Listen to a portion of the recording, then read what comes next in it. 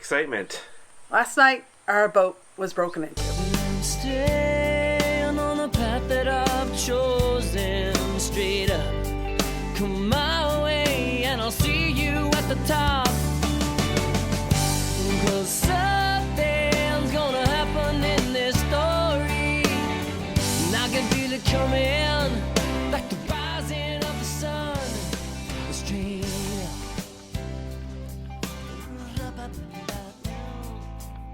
Calamity abounds and it's making me frown. And wow, yeah, not something we expected when we were curling up and going to bed last night. We are currently out traveling in the van and actually house sitting at the moment. And we were curling up watching a cop show on TV when phone buzzed, and we got an alert saying, "Hey, motion detected in your boat cockpit." And, well, we've gotten a few of those recently. Usually from a cat in the boatyard that gets aboard, and we thought, oh, cool, we'll say goodnight to the cat. And instead, I bring up the phone and it's like, there's a real scrawny guy trying to shake at the lock and trying to get in the door.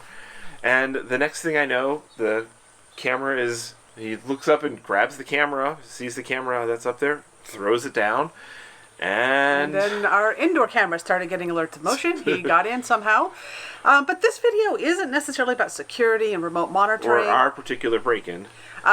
We wanted to share some stuff we learned last night about trying to really contact local authorities when you're not in that locality. Right. So we're halfway across the country from where our boat is right now, traveling in the RV, and we're like, oh, hey, somebody's on our boat. Call the police.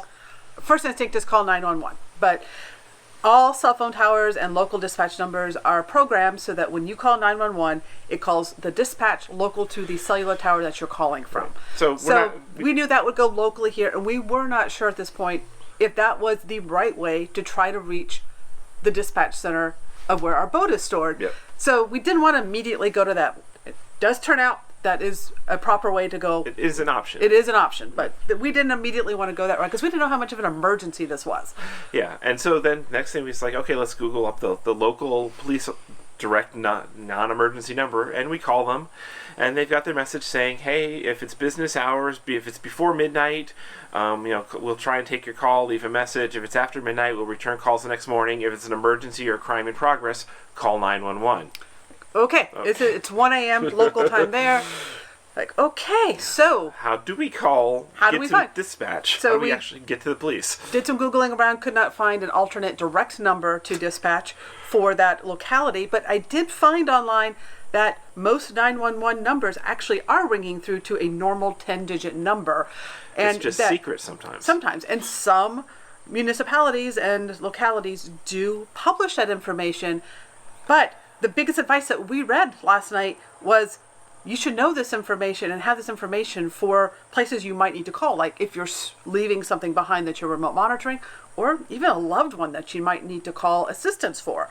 Right. Like, okay, we did not have this information. This isn't something we had even thought about. So I did post to our public Facebook page and ask, how do you contact local authorities, the police, yes, in a situation like this? And when 911 isn't an option, or it's an indirect option, how do you find them? And the answer is, it's actually sometimes it's not always super direct. You can call 911 where you are, and the local 911 operators will then help try and find the number for you directly. There's no way that they can instantly find the dispatch for another city, but they will be helpful for you. Right. Now, I've talked to this morning a lot of people who have worked in emergency management situations, and apparently there is a national directory. They call these public safety accessibility points or something. Basically, it's a 10-digit number that 911 is directed to route towards. And there is a national directory that people with authority do have access to. But it's not generally public information unless a locality chooses to publish that information. Right. We lucked out. Yeah, so we actually were Googling around and misstyled the same city name where our boat is stored, but in a different state. And it got their dispatch number and called them and said, hey, we're having this happening. And they're like, no, that's actually a different state. And we get this all the time. Here is the number you can call for the county dispatch. And sure enough, that got through, and we were able to get the police out there. Yeah, and it all happened within a matter of minutes. And meanwhile, while we're trying to research how to call the police, I used the voice function on our cameras because the guy had gotten inside. He had turned around the other inside camera, but it's wireless. It's a blink camera, so it's got batteries in it. It's wireless, so I'm able to start having the camera start talking to him and saying, "Hey, get out of our boat. The police have been called. They're on their way." we still hadn't figured out how to call the police, but meanwhile, and the guy starts, yelling back at me, but apparently flees immediately. So within 2 or 3 minutes of him getting on board, he was fleeing, and within 25 minutes, the police were there.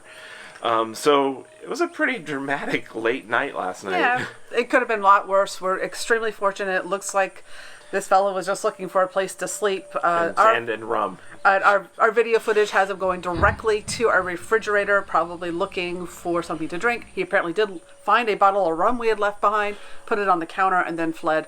The police did get on board, searched it for us, gave us assurance that everything was okay. And this morning, we had submitted all of our footage that we had from our camera to the yard manager. And this morning, they actually found him still in the yard, and he has been apprehended. But could have been a lot worse. We're extremely fortunate. But the important message that we want to pass along is do your homework in advance. Especially I remember when I was a little girl, my dad was talking with his mom on the phone, and she had a heart attack right when he was on the phone with her, and he had to call the local EMS to come in and out to her place. But that was during the day. And this stuff can happen when we're away, or even if you live in a sticks and bricks house and you have loved ones in a different city, you may be the person that has to call for help. And how do you do that when you're away? I mean, you don't want to be figuring this information out in the heat of the moment. So do your homework and know how to reach the emergency services in the places that matter to you after hours from when you're outside of the zone. And even major cities. This was a major city. Their main police number was not, their main regular public police number was not monitored after midnight. From midnight till 7 a.m., you needed to find that secret dispatch number to get through to them. And that number I've not been able to find anywhere online this morning. But other localities do have that information published. So it's going to vary. So what you want to do is call during normal office hours and see if you can explain the situation and get the local number so that you can reach emergency if you need to. Other tips for when you're traveling, we're always in different locations. We always keep something on our boat or our RV that shows us where our current location is, because it is so easy to forget where you are. And we try to keep that information, take a photo of it on our phone or something like that, so that we have the information of where our RV or boat is at. So we could give, like when if we are making an emergency call, we know what information we're giving. It's like, here is the address, go here. And the site number and how to find our vessel.